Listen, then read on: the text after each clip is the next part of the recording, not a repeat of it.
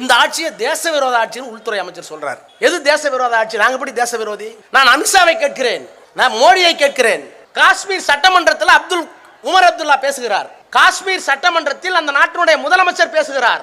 பொறுப்புள்ள முதலமைச்சர், அரசியல் சட்டத்திலே பதவி பிரமாணம் எடுத்துக்கொண்ட ஒரு முதலமைச்சர் பேசுகிறார். என்ன பேசுகிறார் தெரியுமா? இன்னைக்கு பார்த்திருப்பீங்க டிவில காலையில. ஏறத்தாழ 50,000 கிலோமீட்டர் காஷ்மீர் இந்தியாவிலே இல்லை. அந்த 50,000 கிலோமீட்டரை சீனா ஆக்கிரமித்திருக்கிறது. மத்திய அரசாங்கத்துக்கு தெரியும், பிரதமருக்கு தெரியும், உள்துறை அமைச்சருக்கு தெரியும். தேசத்தை பறிகொடுத்து விட்டு மறைக்க பார்க்கிறீர்கள். குற்றச்சாட்டு சொன்னது யார்? முதலமைச்சர்.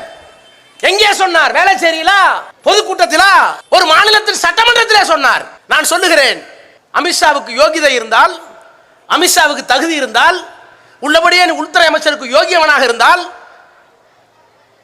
என்ன காரியம் செய்திருக்க வேண்டும்? உமர் அப்துல்லா சொன்னது தவறு, அது தேச விரோத ஆட்சி, சீனாவுக்கு நாங்கள் பறிகொடுக்கவில்லை, நிரூபித்தால் நான் பதவி விலகிறேன் சொல்லணும். இல்லை என்றால் அவர் சொல்வது போய் அந்த ஆட்சியை கலைக்கிறேன். கலைச்சிருக்கணும். கலைக்கிறதுக்கு துப்பு இல்ல, பதில் சொல்றதுக்கு யோகியம் இல்ல. இங்க வந்து நீங்க வந்து தேச விரோத ஆட்சி எங்களை பார்த்து யார் தேச விரோதி? உமர் அப்துல்லா சொல்லுவதாக என்றால் அமித்ஷா தேச விரோதி. 50,000 கிலோமீட்டர் விட்டு அது பேர் என்ன? 50,000 கிலோமீட்டரை பறிகொடுத்து விட்டு தேசபக்தியை பற்றி நீ பேசுவதற்கு நீ யார்? எங்களுக்கு தேசபக்தி இல்லையா? எங்களுக்கு தேசபக்தி இல்லையான்னு கேட்டேன். 1971 பாகிஸ்தான் படையெடுத்து வந்த போது எந்த முதலமைச்சரும் தரவில்லை. 6 கோடி ரூபாயை அள்ளி தந்த மகத்தான தலைவர் கலைஞர். எங்களுக்கு என்ன தேசபக்தி தெரியாது? பாகிஸ்தான் சண்டைக்கு எங்களுக்கு என்ன சம்பந்தம்? நாங்க திராவிட நாடு கேட்டோம், தனித்தமிழ்நாடு கேட்டோம், அப்புறம் மாநில சுயாட்சிக்கு வந்தோம்.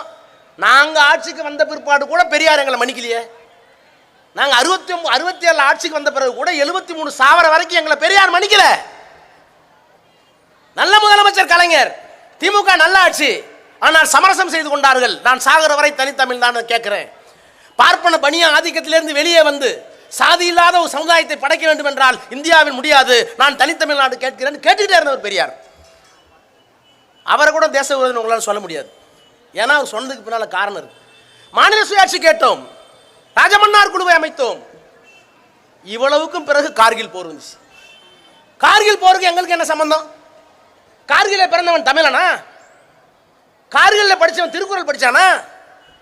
நாங்கள் நேசிக்கிற தமிழுக்கு அவனுக்கு என்ன சம்பந்தம்? சங்கத்தமிழ் பாடல் அவன் படிச்சானா?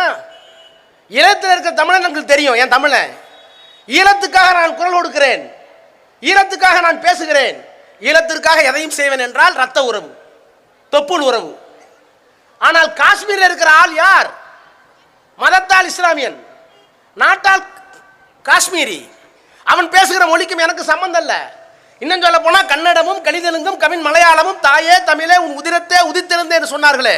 தெலுங்கிய மொழி, பங்காளி மொழி, மலையாளனுடைய மொழி, அந்த மொழி கூட இல்லடா. பங்காளி கூட அவன் எதிர்மொழியா வேற இடத்துல இருக்கிறான். ஆனால் அங்கே இறந்து போனவன் எந்த மொழி பேசுகிறான் என்பதல்ல, எந்த மதத்துக்காரன் என்பதல்ல, இறந்து போகிறவன் மனிதன், பாதிக்கப்படுகிறவன் மனிதன். மானுடத்தை காப்பாற்றுவதுதான் திராவிடம் என்று கலைஞர் 100 கோடி ரூபாய் அள்ளி கொடுத்தார் வாஜ்பாயிட்ட போய். வேற எந்த முதலமைச்சர் கொடுத்தான்? 100 கோடி ரூபாயை கொடுத்தார். 71 6 கோடி, 99 100 கோடி. இந்த தேசம் நன்றாக இருக்க வேண்டும். இன்னும் சொல்ல போனால் அரசியல் சட்டத்தின் முகப்புறம் என்ன சொல்லுது? We the people of India having solemnly resolved to constitute India into a sovereign, secular, socialistic, democratic republic. இது ஒரு குடியரசுள்ள நாடு, இறையாண்மையுள்ள நாடு, சமதர்ம நாடு, மதச்சார்பற்ற நாடு. இறையாண்மை நாடுன்னு என்ன அர்த்தம்? இறையாண்மை நாடுனா ஒரு பவுண்டரி, ஒரு எல்லை. இந்த எல்லைக்குள்ளப்பட்ட பூகோளம் என்னுடையது, அதில் தான் இறையாண்மை. அந்த இறையாண்மையை காப்பாற்றுவதற்கு திமுக எத்தனை என்ன பண்ணியிருக்கு? 6 கோடி கொடுத்துருக்கு, 100 கோடி கொடுத்துருக்கு. நாங்கள் தான் காப்பாற்றணும். இன்னைக்கு 50,000 கிலோமீட்டர் மட்டும் இல்லைன்னு சொல்றாங்க. வெக்கமா இல்லை உங்களுக்கு? இந்தியாவினுடைய இறையாண்மையை காப்பாற்ற வேண்டும் என்பதற்காக 6 கோடி ரூபாயை 71 100 கோடி ரூபாயை 1999 கொடுத்த நாங்களா தேச துரோகி? 50,000 கிலோமீட்டர் கொடுத்துட்டு உட்காந்துருக்கேன் நடு ரோட்டில் முக்காடு போட்டுக்கிட்டு. நீ தேச துரோகியா, நாங்க தேச துரோகியா? என்ன நியாயம்? நான் இன்னும் சொல்லட்டுமா? இந்த மனிதருக்கு, இந்த மாமனிதருக்கு 72வது பிறந்த நாள் ஏன் கொண்டான்னு சுருக்கமா சொல்லி முடிச்சிடறேன். நேரம் இல்லை, ரொம்ப நேரமா உட்காந்துருக்கீங்க. இந்த இயக்கத்தை அண்ணா துவக்கினார். எங்களுடைய கருத்து பிதாவாக இருந்து பெரியார் இருந்தார். பெரியார் காலத்தில் ஜனசங்கம் இருந்தது. ஊருக்கு 2 பேர் தான் தமிழ்நாட்டில், இந்தியாவிலே 2 பேர் தான். பெரியார் காலத்தில் இன்றைக்கு பிஜேபிக்கு முன்னோடி ஜனசங்கம். எங்களுக்கு ஆபத்து இல்லை, பெரியாருக்கு ஆபத்து இல்லை. அண்ணா காலத்தில் 2 MP டெல்லியில் ஜனசங்கம் பிஜேபி. அப்போ எங்களுக்கு ஆபத்து இல்லை, எங்கள் மொழிக்கு ஆபத்து இல்லை, எங்கள் இனத்துக்கு ஆபத்து இல்லை, எங்கள் நாகரிகத்துக்கு ஆபத்து இல்லை, எங்கள் பண்பாட்டுக்கு ஆபத்து இல்லை, எங்களுடைய வாழ்வியல் உரிமைக்கு ஆபத்து இல்லை. அப்போ பெரியார் இருந்தபோது ஆபத்து இல்லை, எதிரிகள் இல்லை. அண்ணா இருந்த பேர் 2 பேர் இருந்தான், கலைஞர் இருந்த பேர் கொஞ்சம் பேர் இருந்தான், 50-60 பேர் இருந்தான். ஆனால் கலைஞர் சாதுரியத்தால் என்ன பண்ணார் தெரியுமா? அவங்களோடைய கூட்டணி வச்சார். கூட்டணி வச்சப்போ எங்கள் ஆசிரியர் என்ன சொன்னார்? என் குருநாதர் நான் தீகாரம் வந்தேன். வீரமணி என்ன சொன்னார் ஆசிரியர்? ஐயோ போச்சு, கொள்கையை விட்டு விட்டு திமுக கடுமையாக எழுதிட்டு இருந்தாங்க. அது நீங்கள் பார்த்தீங்கன்னா நான் மலர்லேயே எழுதியிருக்கேன் மாசு. ஆசிரியர் விடுதலையில் கஷ்டாமுசான்னு எழுதுவார் திமுகவையும் கலைஞரையும். நாங்கள் என்ன பண்ணுவோம், சாயங்காலமே வந்துடும் விடுதலையை மறைச்சி வச்சுட்டு 2 நாள் நானும் சண்முகநாதன் சேர்ந்து ரொம்ப மோசமாக இருக்குது. உடனே சண்முகநாதன் சொன்னார், உன் குருநாதன் இப்படி தான் பண்ணுவேன்னாரு. விடுங்க தலைவர் மனசு கஷ்டப்படாது, நிறுத்தி வச்சுக்கிட்டோம். எழுதியிருக்கேன். இப்போ விடுதலையை மறைச்சிட்டோம், கண்ணாப்பண்ணா எழுதிட்டு இருக்காங்க திமுக பற்றி. ஏன்? வாஜ்பாய் கூட்டணி போட்டார், கொள்கையை விட்டார் கலைஞர்னு. கொள்கையெல்லாம் ஒன்றும் விடல. அவருக்கு அவர் பெரியாராகவே இருந்தார், நாங்கள் அண்ணாவே இருந்தோம், அவ்வளோதான். அண்ணா ராஜா ஜோட்டு கூட்டணி செஞ்சப்போ இதே பெரியார் தான் சொன்னார். எல்லாம் திட்டினார்ல, போச்சு போச்சு போச்சு எல்லாம் போச்சு, அண்ணாதில் போய் சேர்ந்துட்டார், ராஜா ஜோட எல்லாம் போச்சுன்னாரு. உலகத்தில் எதற்கும் பணியாத, எதற்கும் செய்வதற்கு துணிந்த பெரியாரை குனிய வைத்து பணிய வைத்து அள வைத்த ஒரே பெருமை அண்ணாவுக்கு தான் உண்டு. நாணப்படுத்தினார். எல்லாம் ஜெயிச்சு முடிச்ச ஒருபாடு காரை விட்டார் பெரியார். எங்கள் திருச்சிக்கு போய் பெரியார்கிட்ட போய் இந்த ஆட்சி உங்களுக்கு காணிக்கிட்டார். கலைஞர் கூட்டணி வைத்தார். என்ன சொல்லி கூட்டணி வைத்தார்? பிஜேபியுடைய 3ஆதார கொள்கை என்ன? 3 தானே, 3 கொள்கை தானே. மசூதி இருந்த இடத்துல அயோத்தியில் ராமர் கோயில் கட்டுவோம், அதான் கொள்கை. 2வது கொள்கை என்ன? சமச்சீர் சட்டம் கொண்டு வருவோம். 3வது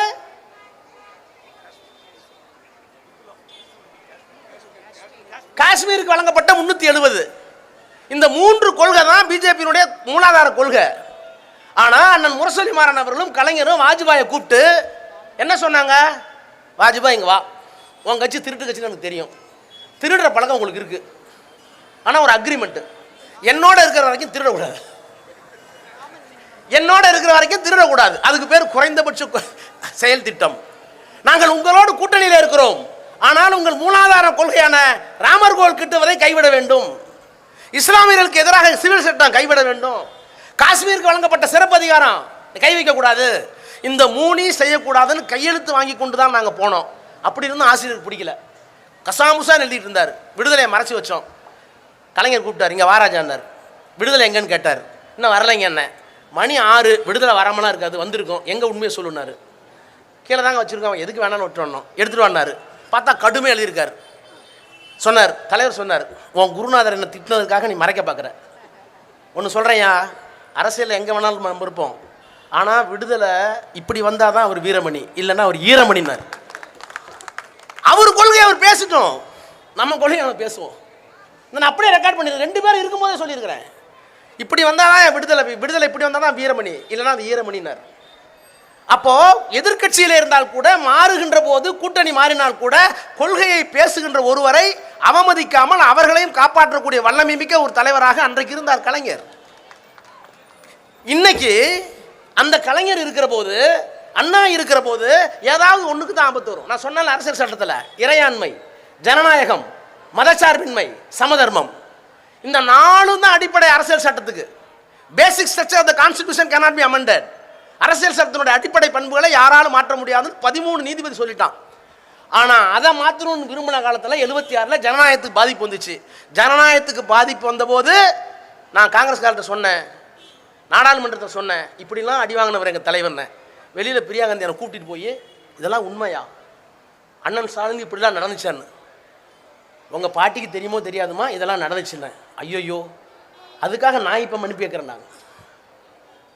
நான் என்ன சொல்ல வரேன்னா, கலைஞர் காலத்தில் ஜனநாயகம் மட்டும்தான் பாதிச்சது, அண்ணா காலத்தில் சமதர்மம் மட்டும்தான் பாதிச்சது.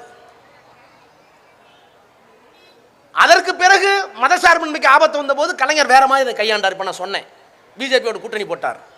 ஆனால் எழுதி வைத்துக் கொள்ளுங்கள், மீண்டும் சொல்லுகிறேன், பெரியாருக்கு தெரியாத பேராபத்து, அண்ணா சந்திக்காத மிகப்பெரிய ஆபத்து, கலைஞர் எதிர்கொள்ளாத மிகப்பெரிய ஆபத்து. கலைஞரும் பெரியாரும் அண்ணாவும் இல்லாத காலத்தில் இந்த மாண்புமிகு முத்துவேல் கருணாநிதி ஸ்டாலின் என்பதற்கு முன்னால் இமாலயமாக விசூரமாக விலை எடுத்துன்ற போது அவர்கள் துணையோடு வென்று நின்று இது திராவிட மாடல் ஆட்சி, என்னை ஒன்றும் செய்ய முடியாது, நீ 10,000 ரூபாய் கோடி கொடுத்தால் கூட என்னுடைய கொள்கையை விட்டு தரமாட்டேன் என்று சொல்லுகின்ற ஒரு மகத்தான தலைவரை நாம் இன்றைக்கு பெற்றிருக்கிற காரணத்திலே தான் எங்களுக்கு 72வது வயதில் நாம் பாராட்டுகிறோம்.